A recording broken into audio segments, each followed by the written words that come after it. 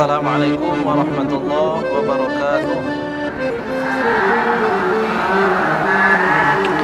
Ya, diulang lagi nggak sesuai sama jumlah. Assalamualaikum warahmatullahi wabarakatuh.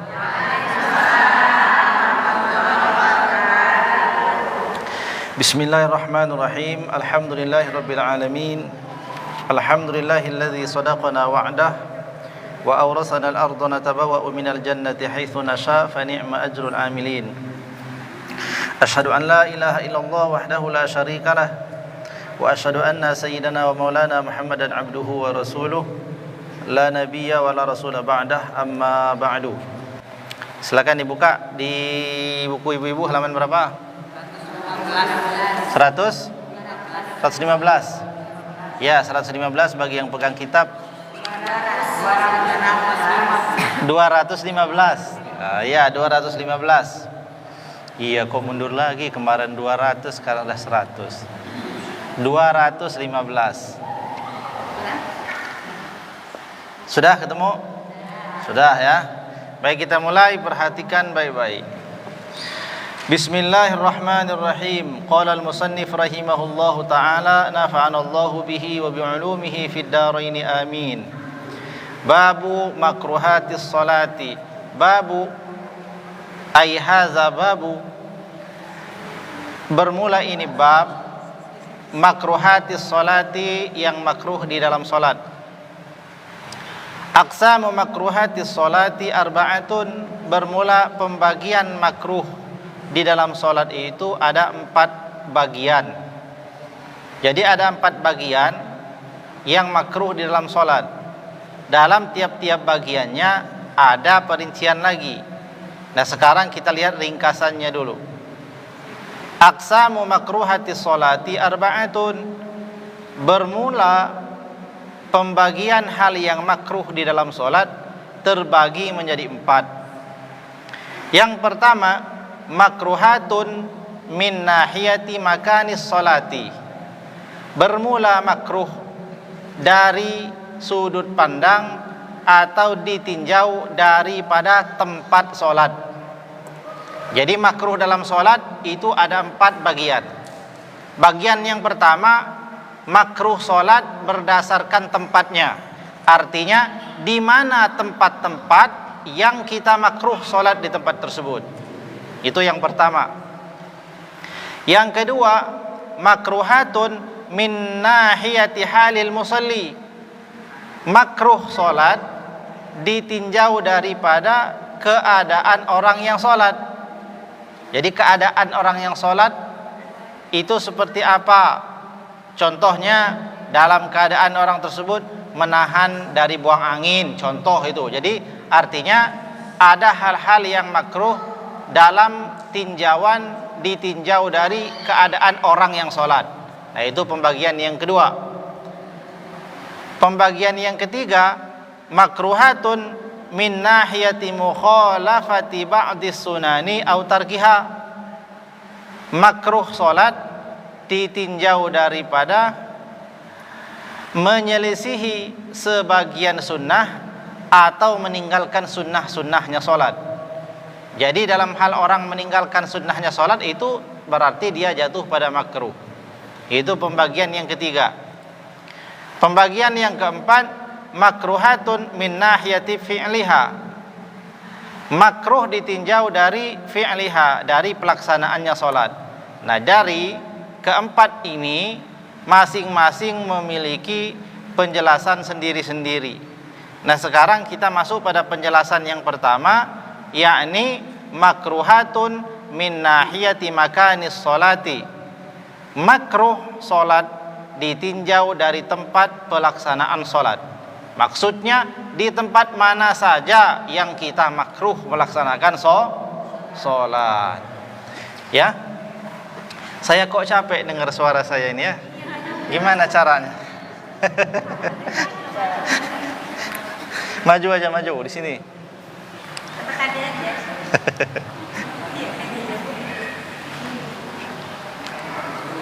Lagi di sini, dekat sini. Tes. Ya. Lebih enak ya? Ah, ya udah. Biasanya kayaknya jauh suaranya dari mana gitu.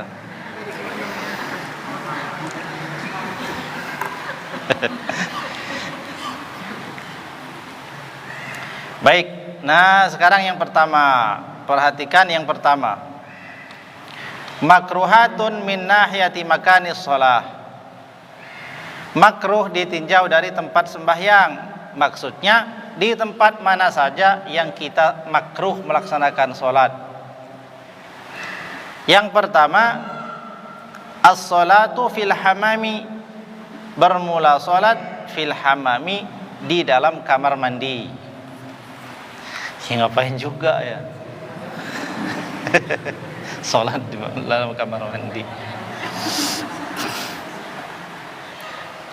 Udah jelas-jelas ada tempat sholat di dalam, sibuk ke kamar mandi. Ngapain di kamar mandi? Sholat. Itu hukumnya makruh. Ya. Dan makruh ini bila kamar mandinya bersih, tidak ada najisnya. Tapi kalau kamar mandinya ada najisnya, maka hukumnya haram, yakni tidak sah sholatnya. Sebab syarat sah sholat itu suci badan dan suci pakaian, juga suci tempat daripada najis. Tapi andaikan kita memang berada dalam satu kondisi yang memang kita nggak ada tempat lain sholat kecuali di kamar mandi, ya, maka boleh sholat di kamar mandi itu. Dia hukumnya hanya makruh, artinya sah. Yang penting kamar mandinya bersih, tidak ada najisnya.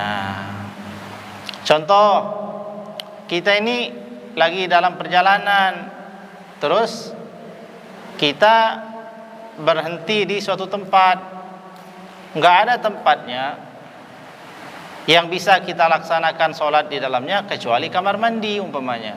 Oh, ini ada kamar mandinya bersih, tapi tahu itu tempat mandi. Cuman kita mau sholat tempat lain nggak bisa.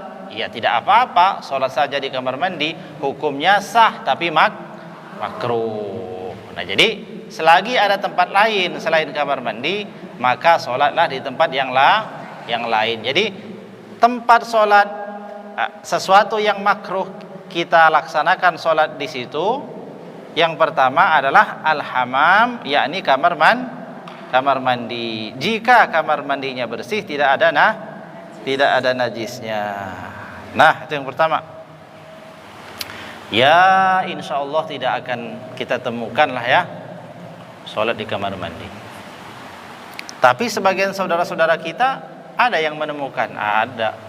Bahkan ada zaman dulu ya. Zaman dulu itu masih orang itu belum terlalu bebas melaksanakan ibadah ya. Contohnya orang yang bekerja di negara-negara asing, di mana tempat bekerjanya itu bukan orang muslim, yang mereka tidak mengizinkan karyawannya untuk sholat umpamanya, sehingga seseorang itu tidak bisa melaksanakan sholat dilihat oleh orang lain. Dia harus sholat di tempat tersembunyi. Tempat tersembunyinya itu hanya ada kamar mandi umpamanya. Nah, di suatu tempat dan pada zaman-zaman terdahulu itu banyak terjadi. Jadi itu sah sholatnya ya, hanya makruh. Nah, itu yang pertama. Yang kedua, makruh sholat ditinjau dari tempatnya adalah as-sholatu fil maslahi, bermula sholat fil maslahi. Maslah itu ada keterangannya, maslah di sini tempat berganti pakaian, yakni tempat melepaskan pakaian dan menggantinya dengan pakaian yang lain. Jadi tempat kita berganti pakaian, ruang salin lah kira-kira gitu, di mana tempat tersebut memang dikhususkan sebagai tempat orang salin. Nah, jikalau kita menemukan tempat di mana di situ memang tidak ada fungsi lain selain daripada tempat orang berganti pakaian, maka makruh melaksanakan sholat di tempat tersebut. Pak, bagaimana kita ini rumah itu rasa-rasanya semua tempat ganti pakaian? Maksudnya di sini memang suatu tempat yang dikhususkan seperti kamar mandi. Kamar mandi itu memang dikhususkan untuk satu fungsi tertentu ya, yakni mandi, makruh di situ. Nah, ada juga bila orang mengkhususkan satu tempat di mana tempat tersebut memang khusus tempat berganti pakaian, maka di situ hukumnya makruh untuk dilaksanakan sholatlah di tempat yang lain. Tapi kalau itu tempat bukan khusus tempat ganti pakaian, hanya sesekali saja orang ganti pakaian di situ, maka hal tersebut tidak makruh. Paham nggak maksudnya? Paham.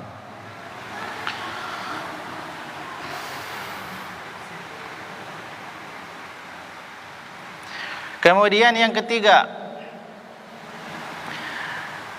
makruh salat ditinjau daripada tempatnya, as-salatu fil ma'tini atau ma'tani ya, sama aja boleh dibaca. Ma'tani boleh, ma'tini boleh. As-salatu fil ma'tani, bermula salat di tempat berdiamnya unta setelah minum. Tempat berdiamnya unta setelah minum. Jadi ini di daerah sana lah ya, daerah timur tengah sana. Memang unta-unta itu diberi minum. Setelah unta diberi minum, maka dia dipindahkan dari tempat minumnya. Nah, di situ hukumnya makruh, karena di situ memang tempat khusus untuk unta. Kalau di sini nggak ada ya. Ya mungkin tempat apa? Tempat sapi, kerbau setelah dikasih minum. Dalam hal ya kalau orang ternaknya banyak. Contohnya kita ada peternakan apa kambing, umpamanya unta atau semua hewan-hewan itu, maka setelah mereka diberi minum, mereka dipindahkan pada satu tempat khusus. Nah, kalau ada tempat yang seperti itu, maka makruh sholat di tempat tersebut. Kemudian yang keempat, as-salatu fil majzarati, makruh salat di tempat penyembelihan hewan. Nah, di tempat penyembelihan hewan. Ya, kira-kira di rumah apa namanya? Kalau di sini nih. RPH ya, rumah pemotongan hewan. Ada suatu tempat khusus di mana tempat tersebut khusus untuk motong hewan. Nah, maka kalau bisa kita tidak sholat di situ, sholat di tempat yang lain. Itu makruh. Banyak hal ya kenapa makruh itu. Bisa jadi ada najisnya ya. Walau tidak terlihat, kadang-kadang di situ bekas tempat hewan-hewan yang masih ada najisnya. Itu yang keempat. Kemudian yang kelima, as-salatu fil maqbarati allati lam tunbash, bermula salat fil maqbarati di pekuburan allati lam tunbas, yang pekuburan tersebut belum pernah dibongkar. Dibongkar. Tapi kalau pekuburan tersebut sudah pernah dibongkar, maka tidak makruh. Paham enggak maksudnya sudah pernah dibongkar atau tidak? Hukum salat di kuburan itu makruh ya, tidak haram, karena sholat di kuburan itu sama saja ya dengan sholat di masjid. Artinya sholatnya ya sholat menyembah Allah, yang berbeda hanya tempatnya saja. Kalau di masjid orang sholat menyembah Allah tapi tempatnya di masjid. Kalau di kuburan orang tetap sholat menyembah Allah tapi tempatnya kuburan. Nah, jika kuburannya itu kuburan yang masih utuh belum pernah dibongkar, maka sholat di pekuburan tersebut hukumnya makruh. Apa hukumnya? Makruh. Paham ya? Nah, paham. Selanjutnya yang keenam, as-salatu fil mazbalati, bermula sholat fil mazbalati di tempat pembuangan kotoran. Mazbalah tuh. Tempat pembuangan kotoran.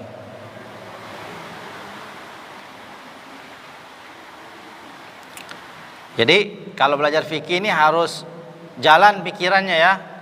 Oh, berarti Pak, kalau makruh sholat di tempat pembuangan kotoran, berarti sah sholat di situ ada kotorannya. Tidak sah ya.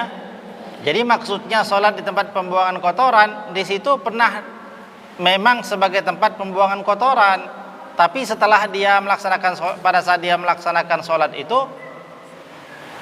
najisnya itu tidak ada lagi, ya sudah hancur, bahkan sudah menjadi tanah, bahkan sudah bersih tempatnya, sudah nggak kelihatan lagi ada najisnya. Maka itu maksudnya. Jadi dia sholatnya sah karena najis sudah tidak ada lagi. Tapi karena tempat tersebut memang dikhususkan sebagai tempat pembuangan kotoran, maka sholat itu menjadi seperti kurang dihormati. Kalau sholat di tempat tersebut, maka hukumnya jadi makruh. Tapi kalau sholat di tempat pembuangan kotoran yang jelas-jelas kotorannya masih baru, kira-kira makruh atau haram? Haram. Jadi kalau belajar fikih harus pintar, harus cerdas, ya pikirannya tuh. Begitu baca yang ini, ingatannya ingat kepada semua pelajaran yang sudah dipelajari. Syarat sah sholat: 1. Bersih, suci badan, suci pakaian, suci tempat dari najis. Nah sekarang kita sholat di situ ada kotorannya, berarti nggak sesuai kan? Di situ ada najisnya kan? Berarti tidak sah sholatnya. Berarti yang dimaksud dalam ibarat ini, kita itu makruh bila sholat di tempat yang digunakan sebagai tempat pembuangan kotoran, yang kotorannya sudah tidak ada lagi. Maka sholatnya menjadi sah, tapi hukumnya makruh. Paham ya? Paham. Iya, boleh. Iya, boleh, Pak. Jadi makruh hukumnya ya, makruh. Jadi kita harus paham bahwa sholat ini menyembah Allah. Dimanapun tempatnya yang kita sembah Allah. Kita sholat di masjid, menghadap mana? Kiblat. Kiblat maksudnya umpama kita pasang sutroh di depan kita, sholat kita ini nyembah apa? Nyembah Allah. Sama saja kita sholat di pekuburan, yang kita sholat itu kita sembah siapa? Allah. Hanya tempatnya kuburan. Kenapa disebut kuburan? Karena di situ ada orang yang dikuburkan. Sholatnya itu sama sekali tidak ada kaitannya dengan orang yang ada di dalam kubur. Sholat kita itu sholat kepada Allah. Coba baca niatnya: usolli fardhu zuhri arba'a raka'atin mustaqbilal qiblati adaan lillahi ta'ala. Allahu akbar. Bacaannya apa? Bacaan ibu sholat ketika di masjid dan di kuburan sama atau tidak? Sama. Niatnya sama atau tidak? Sama. Yang beda apanya? Tempatnya. Yang beda tempatnya. Jadi itu. Nah sekarang Pak sholat menyembah kuburan, ya nggak ada orang sholat itu menyembah Allah ya. Sholat menyembah Allah, bukan menyembah kuburan. Nah kalau ada orang menyembah kuburan, ya tentu itu perbuatan musyrik. Dan nggak ada orang Islam yang sholat menyembah kuburan. Semua sholat menyembah Allah. Hanya tempatnya, ya. Ada yang sholat di masjid, ada yang sholat di rumah, ada yang sholat di sawah. Usollinya sama atau beda? Sama. Bacaannya sama atau beda? Sama. Jumlah rakaatnya sama atau beda? Sama. Berarti sholat ya sholat, tempat ya tempat. Dua hal yang berbeda. Nah sekarang hukumnya bagaimana? Memilih tempat-tempat tertentu itu hukumnya makruh. Contoh 1, milih tempat kamar mandi. Yang kedua, milih tempat bukan bersalin, tempat berganti pakaian. Yang kedua, kita milih tempat untuk bekas pembuangan kotoran. Yang keempat, kita pilih tempat penyembelih hewan. Yang kelima, kita pilih tempat pekuburan yang belum dibongkar. Itu sama. Jadi posisinya berdasarkan tempat. Makanya lihat judul tadi, makruhatum min nahiyati makanis sholah. Makruh ditinjau dari tempat sembahyang. Jadi jangan ragu-ragu. Oh, ibu lagi kemana ini? Ada kuburan di depannya. Sholat aja. Kan kita bukan nyembah yang di kuburan. Yang di kuburan itu kan ada umat Islam yang sudah wafat ditaruh di dalam kan. Ada orang hidup, dia pulang ke rumah kan. Ke rumah. Ketika kita sholat di dalam rumah itu ada orang-orang, kita nyembah orang-orang ini bukan? Bukan. Sama ketika ada orang wafat, tempatnya ditempatkan di kuburan. Samanya tempat. Tempat orang hidup di rumah, tempat orang mati di kuburan. Sholat kita ya sholat, tidak ada kaitannya dengan orang yang masih hidup itu atau orang yang sudah wafat yang ada di hadapan kita. Paham nggak? Paham. Jelas ya? Sudah jelas? Intinya makruh. Ya, dah. Jadi intinya makruh saja, bagus. Jadi intinya makruh. Makruh sholat di tempat-tempat tertentu. 1, kamar mandi. 2, tempat berganti pakaian. 3, tempat berdiamnya unta setelah minum. 4, tempat menyembelih hewan. 5, pekuburan ya yang belum dibongkar. Yang ke-6, as-sholatu fil mazbalati, tempat pembuangan kotoran. Yang ke-7, as-sholatu fit tariqi, sholat di tengah jalan. Ganggu orang lewat. Sholat di tengah jalan. Kenapa makruh? Ya, masih ada tempat lain kok sholat di di tengah jalan, itu mengganggu orang.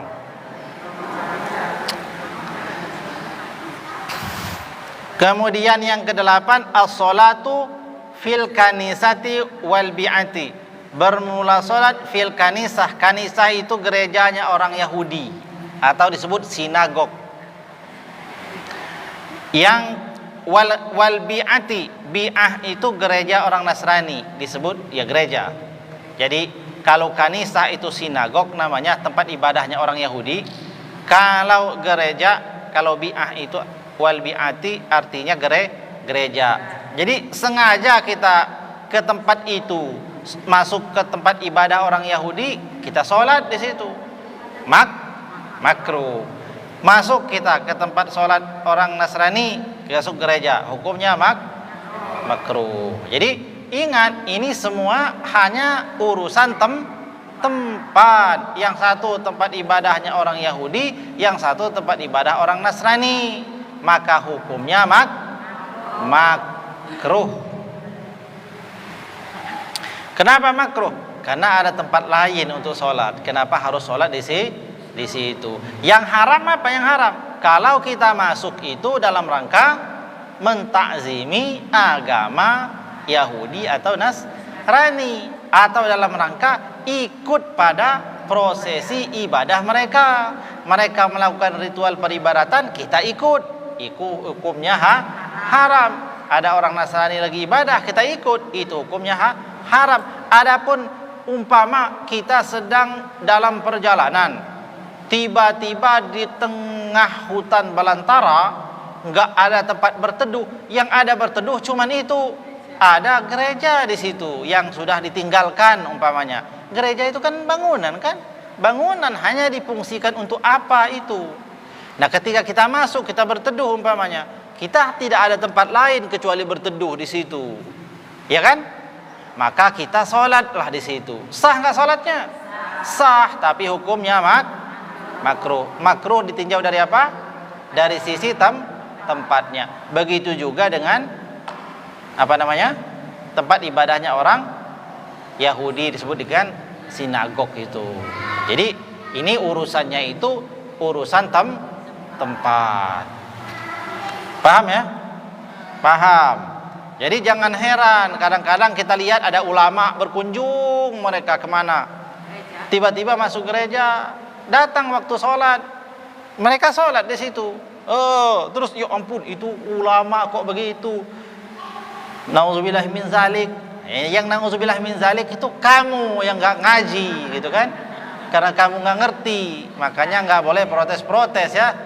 Ulama yang mengerti hukumnya, karena mereka tahu hukumnya makruh, dan tidak ada tempat lain selain di situ sholat pada waktu itu, maka mereka tetap sholat. Namanya hukumnya makruh. Usollinya sama tidak? Bacaannya sama, rakaatnya sama, yang disembah sama, yang beda apanya? Tempatnya. Karena kita memilih tempat itu hukumnya makruh, tetapi sholatnya sah. Paham ya? Paham.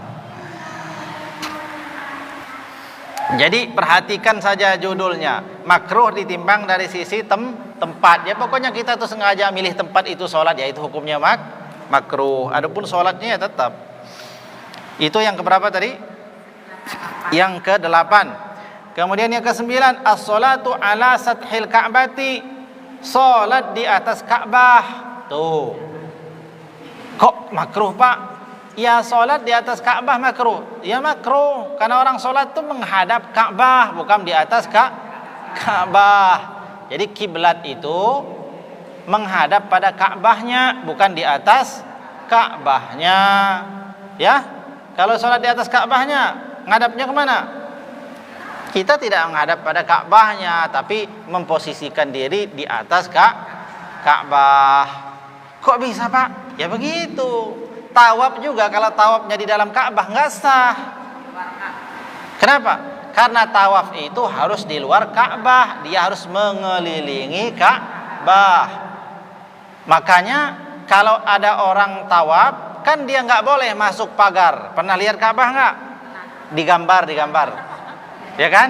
Atau di TV, pernah lihat kan? Pernah. Nih Ka'bah nih. Ini apa nih? Ini apa? HP. Anggap Ka'bah umpama. Ini Ka'bah nih. Sholat di atasnya hukumnya makruh. Yang sunnah, yang wajib menghadap pada Ka'bah. Jadi sini, yang di sini ngadap ke sini, yang di sini ngadap sini, yang di sini ngadap sini, yang di sini ngadap sini. Tawaf itu mengelilingi Ka'bah. Di samping Ka'bah ini ada namanya Sazarwan. Sazarwan itu yang dibuat pagar. Yang sudah pernah umroh ya, tahu kan? Ada seperti pagar di dekat Ka'bah ini. Nah kalau ada orang tawaf masuk Sazarwan, tawafnya nggak sah. Kenapa? Karena para ulama menjelaskan ini Sazarwan sebenarnya masih bagian dari Ka'bah. Karena Ka'bah itu dulu ukurannya besar, begitu dibangun tidak cukup biaya membangun Ka'bah di zaman dahulu, maka Ka'bah itu menjadi lebih kecil. Maka yang kotak ini sebenarnya masih Ka'bah juga. Jadi kalau orang tawaf masuk ke sini berarti dia tidak memutari, tidak mengelilingi Ka'bah namanya, tapi seperti orang tawaf di dalam Ka'bah, maka hukumnya tidak sah. Nah begitu pula lah dalam hal sholat. Kalau sholat itu menghadap kiblat ya, bukan di atas Ka'bah. Sholat menghadap kiblat. Kiblatnya apa? Ka'bah. Jadi menghadap Ka'bah sholat, bukan sholat di atas Ka'bah. Tapi kalau ada orang sholat di atasnya, sholatnya tetap sah, tapi hukumnya makruh. Paham? Paham. Jadi tidak hanya sholat di dalam gereja, tidak hanya sholat di dalam sinagog, tempat ibadahnya orang Yahudi yang makruh, tidak. Tapi sholat di tempat mulia sekalipun kalau nggak pas tempatnya hukumnya makruh. Jadi kalau kita tuh sholat di atas Ka'bahnya ya makruh, karena yang benar sholatnya menghadap kepada Ka'bah, di bawahnya. Jadi itu ya. Yang ke-9, as-sholatu ala sathil ka'bati, bermula sholat seseorang di atas Ka'bah tuh. Kemudian yang ke-10, as-sholatu fi batnil wadi ma'atu waqpu'is suyuli, sholat di bawah lembah gunung, di bawah lembah ya, di dasar lembah nih,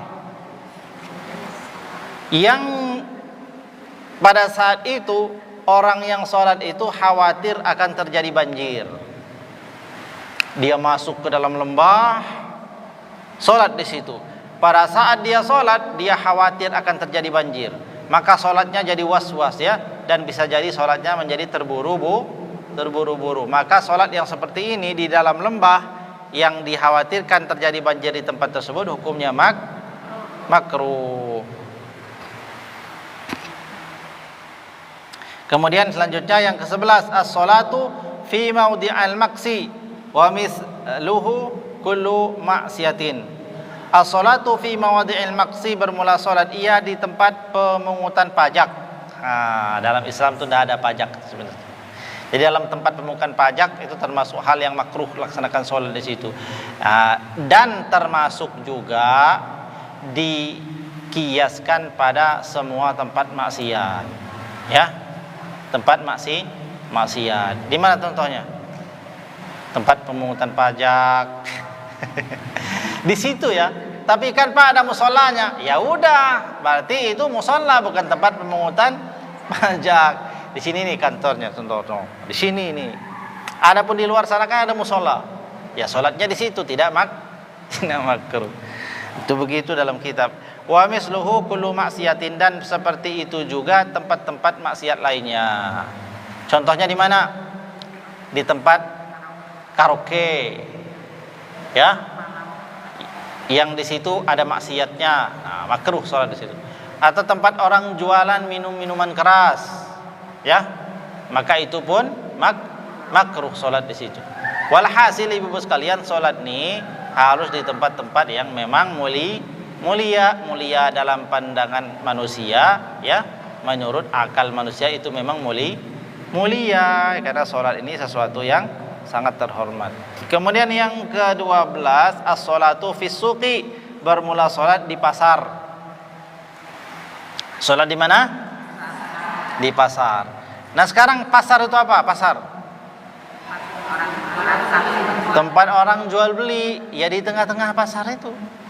Seperti kita nih ke mana? Ke Bambu Kuning tuh. Sendalnya Pak, kita lewat. Ya kan? Di dalam kotak-kotak di situ kan, di situ kan orang sholat tuh. Nah, makruh sholat di situ. Tapi Pak saya jualan, ya bisa gantian lah ya. Jaga dulu ya lapak kita ini. Emak mau sholat dulu. Dia keluar dari situ cari musola di luar pasar, atau di situ tempat yang memang dibuat untuk jadi musola tempat sholat, di situ caranya. Ya. Tapi walau dia tetap sholat di situ, hukumnya makruh. Sholatnya sah nggak? Sah, tapi makruh berdasarkan tempat. Nah, nanti dipikir-pikirlah kira-kira kok di pasar bisa makruh? Ya kira-kira gimana suasana orang pasar? Kira-kira khusyuk nggak sholatnya? Kurang kan? Kurang.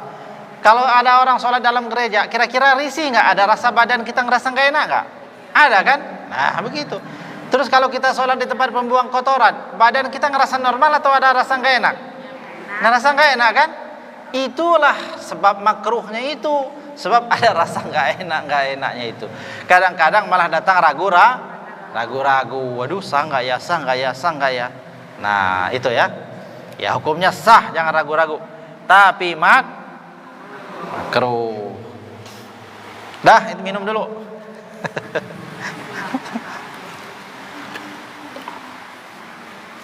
Bismillah.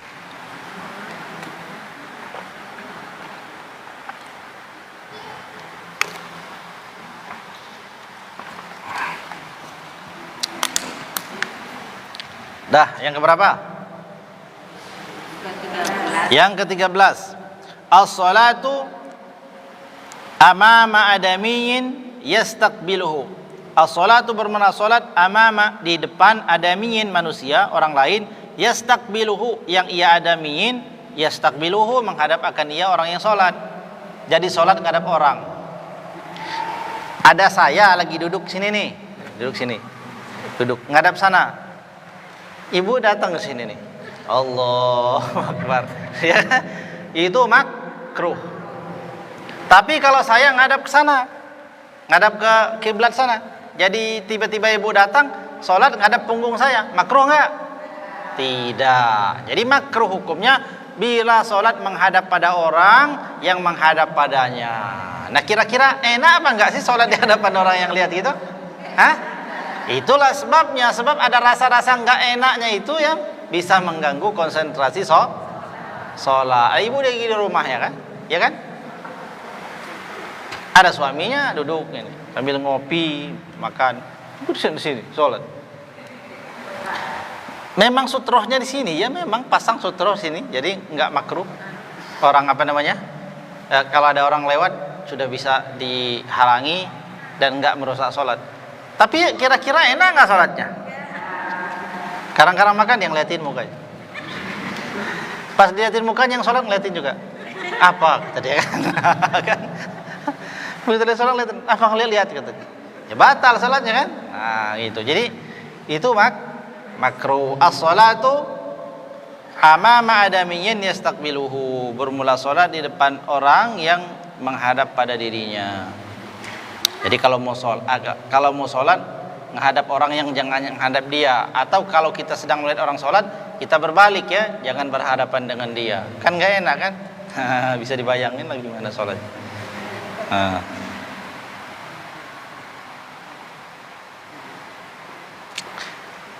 Dah. Kemudian yang ke-14. Yang ke-14 makruh berdasarkan tempat al-itanu. Al-itanu itu maksudnya wa huwa ittakhazul musalli walau imaman maudi'an yusalli fihi. Jadi seseorang yang selalu sholat menempati tempat yang sama, yang dia tidak pernah geser dari tempat itu. Kalau sholat di situ terus walau jadi imam, dia nggak mau geser. Nah itu hukumnya makruh. Jadi sholat itu sunnahnya pindah-pindah, ya, pindah. Kalau ada orang nih sholat sunnah, dia sholat wajib. Setelah dia sholat wajib, dia kan sholat sunnah. Sholat sunnahnya 4 rakaat umpamanya, 2 rakaat dia salam, 2 rakaat lagi salam. Seperti dia sholat qobliyah zuhur. Sholat qobliyah zuhur itu kan 4 rakaat kan? Nah 2 rakaat pertama dia di sini, 2 rakaat kedua dia sunnah bergeser, jangan di tempat yang sama. Begitu juga sholat kita dalam hal sholat 5 waktu. Jadi sunnah sholat itu pindah-pindah tempat. Apa sih ininya, hikmahnya? Sebagian sahabat Nabi mengatakan hikmah disunnahkan kita sholat pindah-pindah itu memperbanyak saksi. Karena semua tempat di mana di muka bumi ini kita melakukan kebaikan di dalamnya akan menjadi saksi bagi kita nanti di hari kiamat. Nah, memperbanyak tempat sujud ketika sholat itu hikmahnya memperbanyak saksi-saksi kebaikan nanti di hari kiamat. Jadi kalau sholat tuh pindah-pindah, hari ini di sini, besok di sini, geser-geser lah gitu. Tapi kan Pak ini memang ruang sholat, ya nggak apa-apa, kan geser-geser sih, ya, geser sedikit lah. Jadi yang penting geser. Yang ke-15 yang terakhir, yang makruh seseorang sholat berdasarkan tempat adalah as-sholatu musawiyan lil imami fil waqfi. Nah, sholatnya seseorang musawiyan lil imami, sejajar dengan imam, walau sholatnya sah tapi hukumnya makruh. Jadi kalau sholat berjamaah tidak sejajar dengan imam, tapi mestilah dibedakan antara imam dan makmum. Imam mesti lebih maju, makmum lebih mundur sedikit. Bagaimana Pak kalau sholatnya itu sholat berdua saja? Ya memang dalam tata cara orang sholat ibadah, sholat berjamaah itu ada tata caranya. Kalau dia sholat berjamaah hanya 2 orang, maka makmumnya ada di samping dia sebelah kanan, ya kan? Tapi tetap dalam mazhab Syafi'i itu makruh kalau sejajar. Walau 2 orang dia harus mundur sedikit, tapi tidak di belakangnya, ya. Nah begitu. Kalau sholatnya itu makmumnya adalah sesama, laki-laki makmumnya laki-laki atau perempuan makmumnya perempuan. Tapi kalau makmumnya itu berbeda, yang imam suaminya, yang makmum istrinya, hanya berdua, maka tidak boleh sampingan di sini. Ya harus mundur di belakangnya. Jadi begitu. Jadi yang ke-15 berdasarkan tempat seseorang itu makruh sholat sejajar dengan imam. Jadi sama rata dengan imam. Hukumnya apa? Makruh. Dia harus mundur sedikit. Walau sholatnya hanya berdua, ya. Walau sholatnya hanya berdua, dia makruh kalau sejajar. Dia harus mundur sedikit. Nah, mundur sedikit sini. Nah, kira-kira sejengkal lah jaraknya ya. Mundurnya sejengkal. Memang dia di sebelah kanan ya. Ya, di sebelah kanan, tapi mundur sedikit. Ya minimal sejengkal lah gitu. Yang enggak sejajar betul. Paham? Paham. Baik, kalau paham cukup.